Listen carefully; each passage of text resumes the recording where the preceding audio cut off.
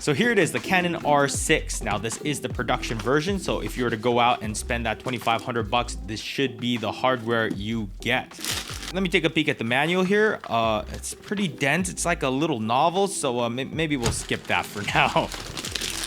This must be the charger. Looks identical to the charger that I've had in the past for the EOS R.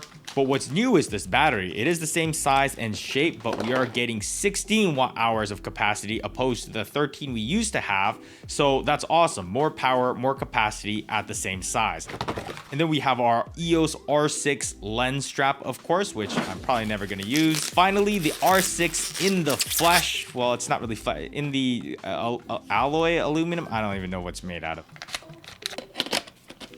I like how it comes with a sticker that says, "This compartment gets hot, do not touch." But you know what else is hot? Our sponsor for the day, Storyblocks. Now that is what I call a transition into a sponsorship.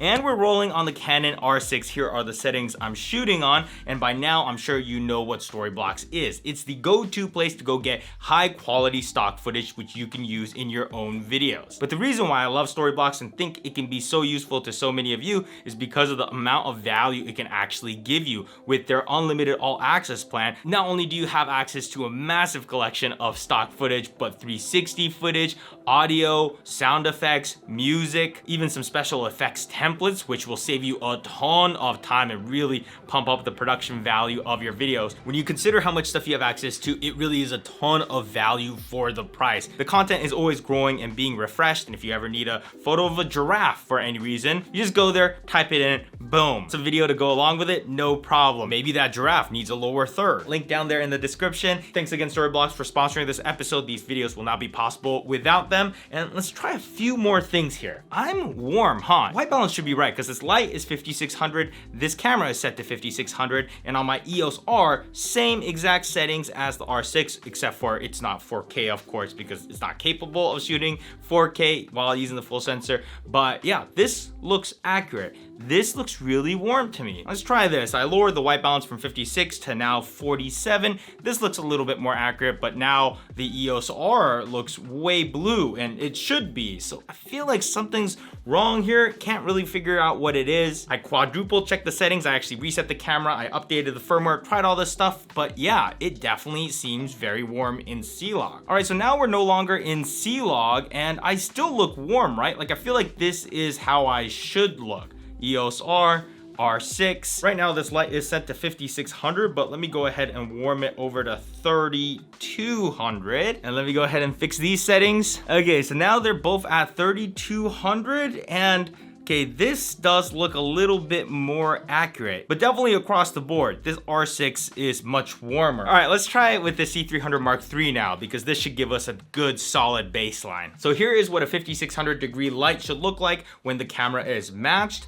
And here's how the R6 looks. It's definitely warm, isn't it? Too warm? I don't know, I'm kind of getting used to it. It looks nice, but I feel like it's a lot warmer than what it should be. I don't know, it's so weird. We need to do more tests. Let's go. Oh, by the way, the R6 is already starting to overheat on me. It's feeling nice and toasty. It made it through that whole sponsorship segment, but anything much longer than that, then we might have a problem. All right, so now let's go ahead and take this camera out into the world and see how it is as a vlog camera. Heading over to the beach right now to meet up with my buddy Julio, so I'll meet you over there. Yo, yo! What's going on, man? Dude, chilling. It's another beautiful day. Let's try out the 60p real quick.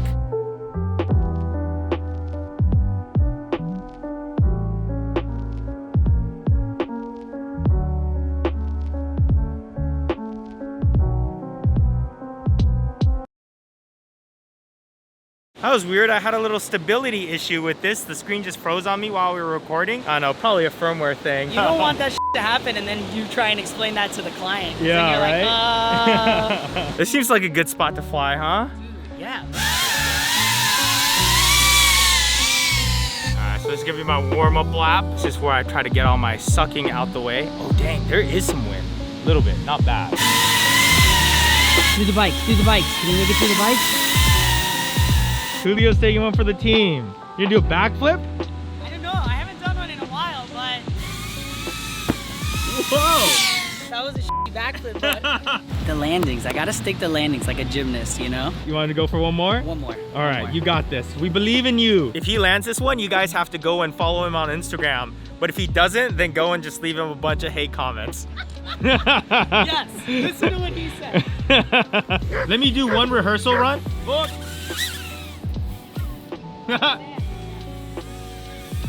Book.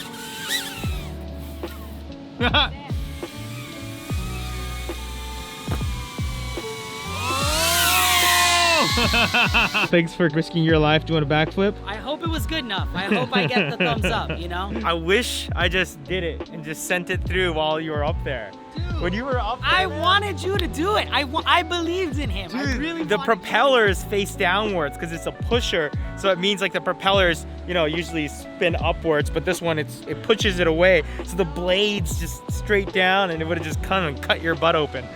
I was willing to do it for the shot because I believe in you. I thought it would have been cool. I'm gonna get a little bit more practice. We're gonna come back and I'm gonna fly right through. I'm down. Let's do it. Right. They want to see it. Part 2 coming up at a later date. Okay, so this is not good. Remember how yesterday the camera froze up on me and it locked up the camera? Well, that sucked because the camera stopped working for that brief second. But what's worse is that I was in the middle of getting a really cool shot in 120p, and that's when it froze. I get back, try to download that footage, and that whole entire clip that I was recording when the camera crashed is gone. It's a .dat file that's 0 kilobytes, so there's nothing there. So that whole clip that I was recording up until that point, gone. That's not good because now I am taking this camera to more of a professional shoot. I'm trying to see if this will be a good B camera for the C300 Mark III, and hopefully it doesn't crash on me. Imagine recording like a 30-minute interview and then at the end of it, it crashes, that whole interview gone.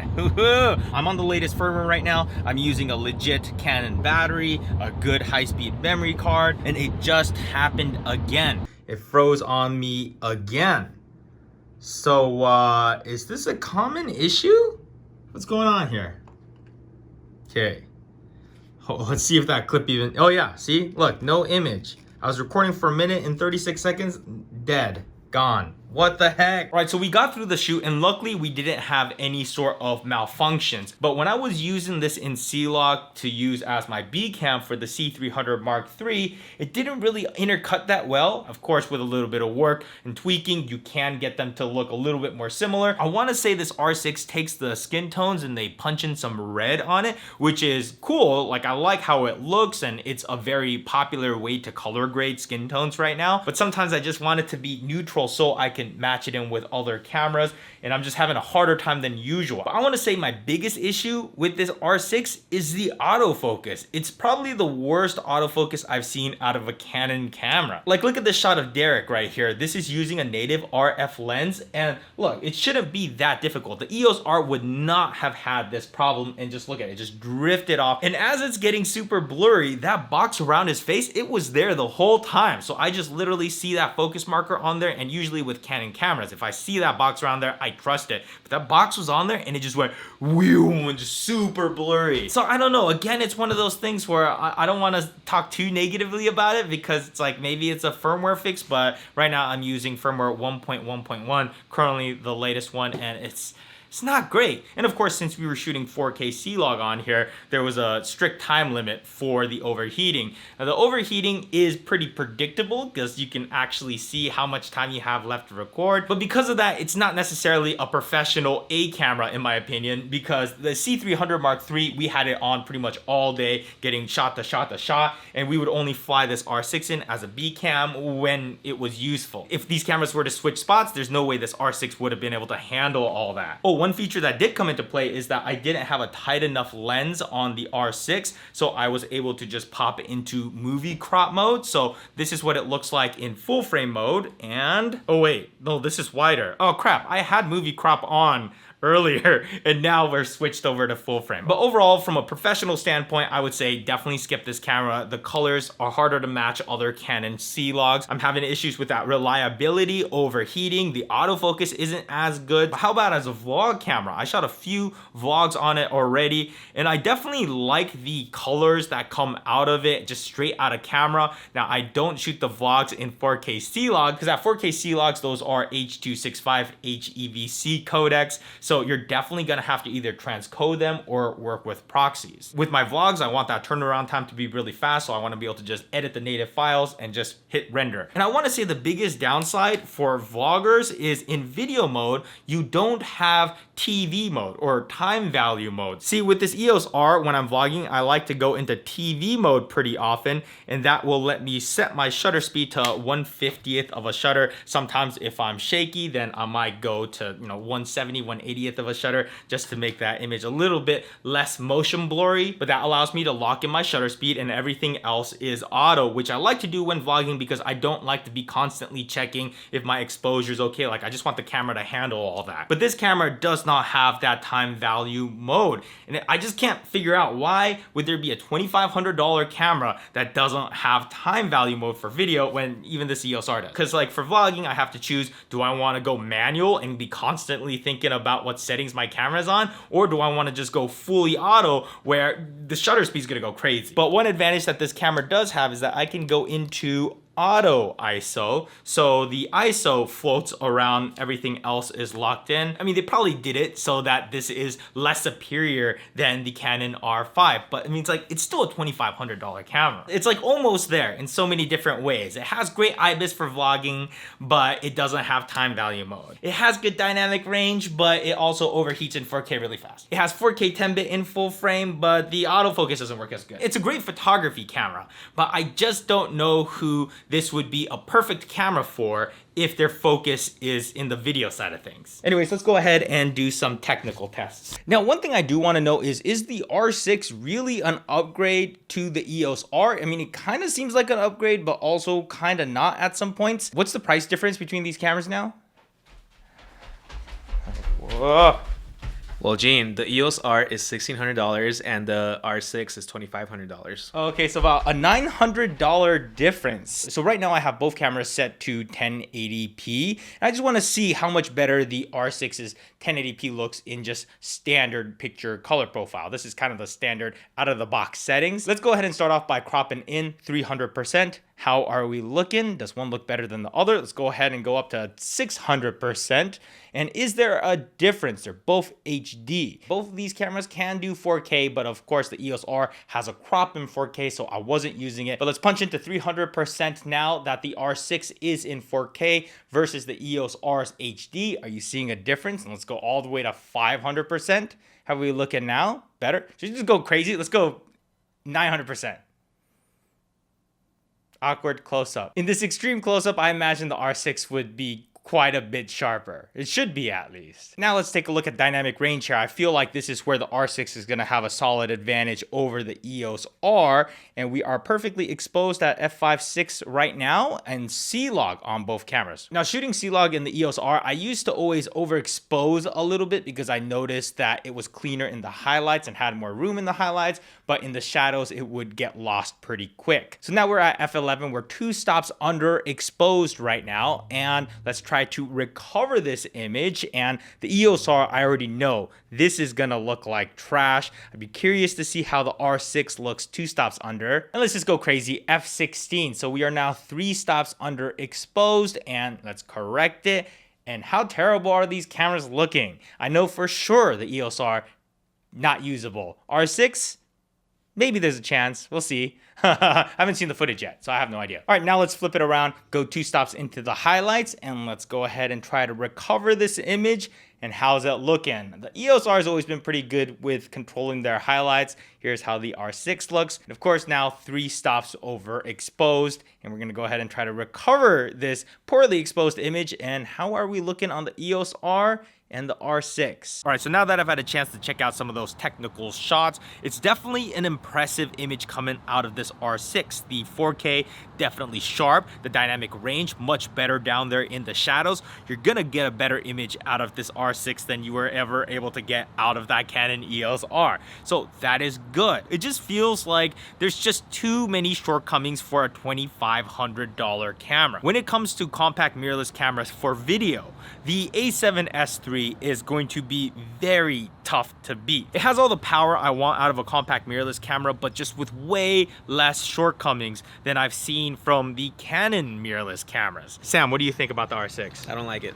Why not? The autofocus kind of sucks. I don't like the color. It looks very warm. I was thinking this would be a decent upgrade to one of the EOS Rs, but I feel like it's not really. I don't know, man. I'd rather just wait and get that C70. Yeah, like I think I'm kind of over Canon mirrorless cameras, more because I'm not a photographer, I'm a videographer, but their Canon Cinema lineup, if they are able to make that C70 that is kind of rumored, that might be the way to go, because that is video focused. It's an RF lens, built-in NDs, and if it's fairly compact, that might be one of the really exciting cameras to come out. But yeah, the R5 and the R6, I don't know, I was excited when I saw the spec sheets, but using it in practice, it's not really my favorite. Swipe left. Oh, that's right, we gotta do a giveaway. Should we give away the 90D? You're gonna make one of these guys very, very happy. Yeah. 90D is a solid camera. It's an APS-C, so that's something to consider, but it's also a DSLR, so a lot of photographers kind of like that. But it shoots 4K, has dual pixel autofocus, it's reliable, it's got good Canon colors. To win the giveaway, you have to... Give me your best rhyme. Yeah, and it has to have the word blueberry. So words that rhyme with blueberry. Sam's in charge of all the giveaways now. I'm the giveaway boy. Yeah. We'll select the giveaway winner within the first 24 hours of this video going live. How about that? That sounds good. Let's do it. Give me your best rhymes. Come on, do it. Gene, you have a gray hair. You're an old man. Wait, really? Right there. You see it on the camera? little Uh-oh. bit. Don't pull it out. No, because then 3 are gonna grow. Oh, okay. I thought the ultimate zoom lens was the Hubble telescope, or a telescope in general. We should actually try to get a telescope and film through it. Wouldn't that be kind of cool? That would be awesome. Me with $20.56 in my bank account. I think I'm gonna skip out on this one. Was waiting for the Arri Master Zoom lens giveaway at the end. How epic would that be? You'll probably give it away to yourself. I know I would. I would enter. I would cheat the system. I would be like, Sam, make sure I win it. Breakmaster says he really is excited about everything Arri. Even his girlfriend is named C. Arri, Carrie. Sam will pick a comment to read. Now put it in a budget camera, M50 or A6400. Oh my god, that would actually be a great idea. Putting like a budget camera on that signature zoom. I don't think they'll let us fire it though. This guy says, when will you and Sam do a short film with the Arri Alexa Classic? I don't know. We would have to do it quick because I might have to sell it because I want to buy a van. I think I'm going to sell everything I own and buy that van. Including me? Yeah.